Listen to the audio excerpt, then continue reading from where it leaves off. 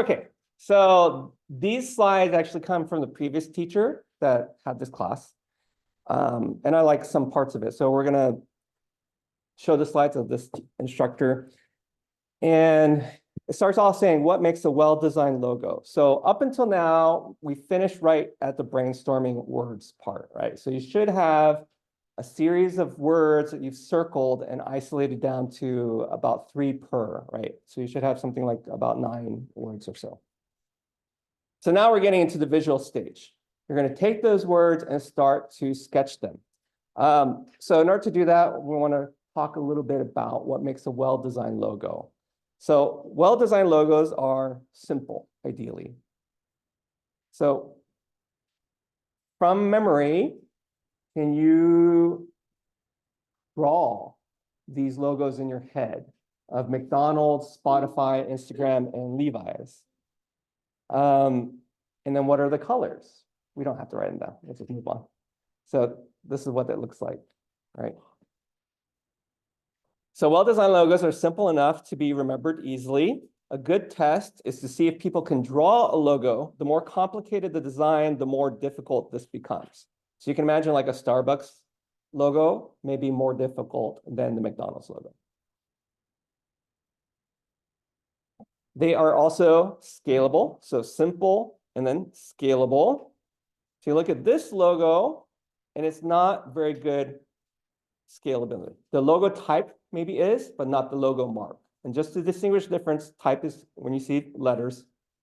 Mark, I'm going to refer to as the graphic symbol. Okay, so we may call them symbol, might be easier, symbol-based. So ideally, if it's fixed, right, following that, it should be simple and it should be scalable. This is a better solution. Third one, it should be versatile. So logos must be able to be recreated in multiple ways. So you need to think about how that logo will look on print, on digital, embroidered signs, like physical signs, embossing, etc. Right? Some of the biggest logo situations are like on the tail of a Boeing 7057 jet. That's as big as like that's huge example of like a real logo. And then sometimes it goes down all the way down to a bookmark favicon, right, which is 16 pixels by 16 pixels. So it has to have that range.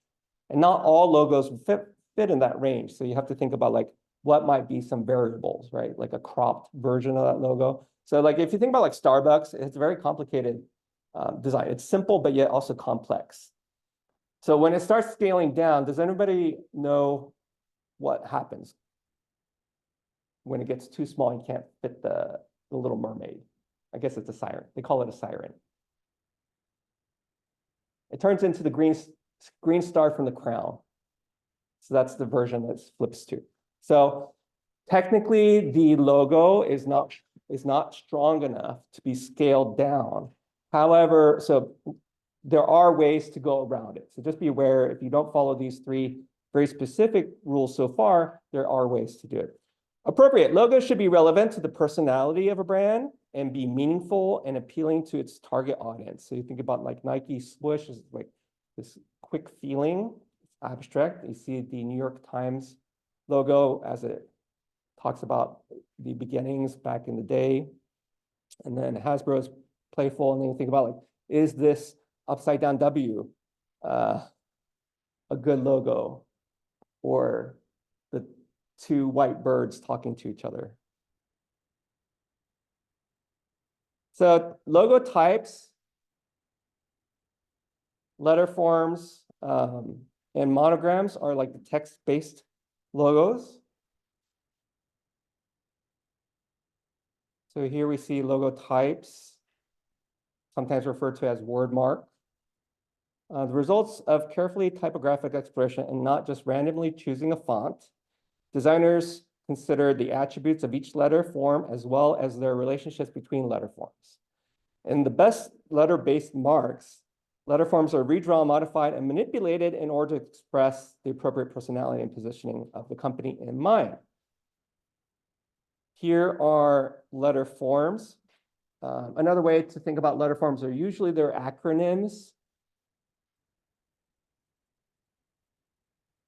And then monograms, let's see, hang on. So this is a little confusing. This is actually, the slide is messed up. That's an introduction to all kind, right? So this is letter forms, this is logo types, sorry, and this is the word mark, sorry. And then the last one is monogram. Sorry if I confuse you all. So G, does anybody know what the G one is? General Mills. The P? Yeah, so there's two Gs. So the G with the heart of the new General Mills logo, the red one is Pinterest. It symbolizes a thumbtack pin. And then the other G is Goodwill, but it also represents a smiley face. It's kind of clever. So image-based marks, image-based logos, pictographs and symbols is what they're talking about here. So again, that goes into, could it be a pictogram and ideogram?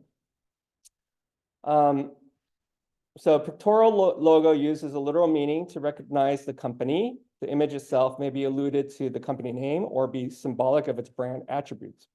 A character mark is created to embody brand attributes or values, usually of a product-based brand. An abstract logo uses visual form to convey a big idea or brand attribute. These marks by nature can provide strategic ambiguity and be flexible for multiple unrelated divisions within a large corporation. Abstract marks are especially effective for technology and service-based companies. However, they are extremely difficult to design. In the middle, we see the combination of the two is usually emblems.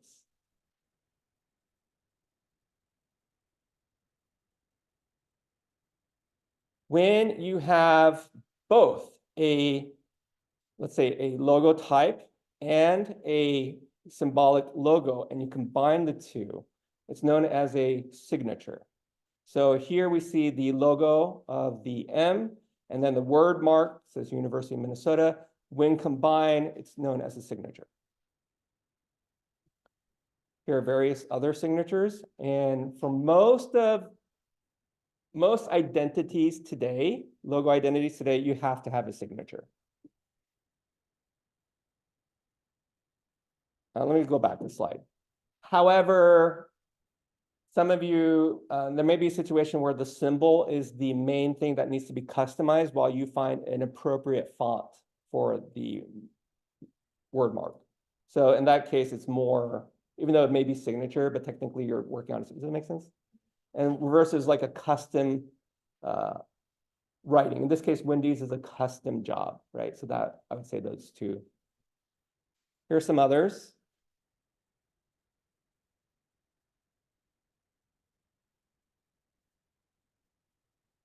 This here, a signature is a specific and non-negotiable design combination of the brand mark and the logo type. So you see it like left, like next to each other or top and bottom of each other. You have to define those as a designer. The best signatures have specific isolation zones to protect their presence, meaning like there's like padding around things. Oftentimes, a design manual will be created to list out the many variations and restrictions. We will hopefully do that towards the end. Here is an introduction of visual matrix to help stimulate conceptual ideas, right? And this is to verge away from obvious ideas. So if I say a coffee logo for a coffee company, most people first thought is I'm going to make a cup of coffee logo. But that logo is technically good for any coffee store. So it's not very high. It may be functional to get the message of what kind of restaurant this is, but it's not very high on a value scale, right?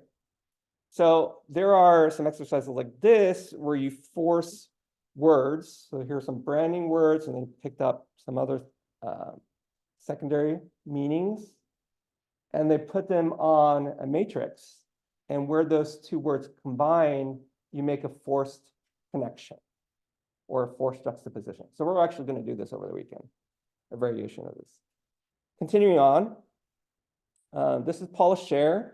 well-known designer in New York. She says, it took me a few seconds to draw it, but it took me 34 years to learn how to draw it in a few seconds. Here are some of her well-known logos.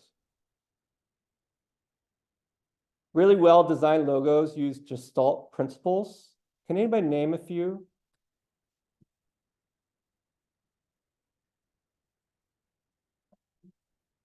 Oh, close. White space is technically a design principle, not necessarily Gestalt principle. Balance, yes, let's just throw this up. Do these look familiar?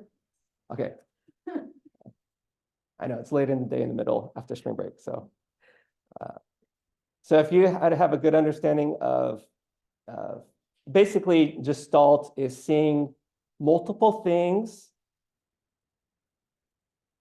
related to each other as one thing. Okay, and these are variations of that. So here, like the good figure, let's look at proximity, it's probably easier.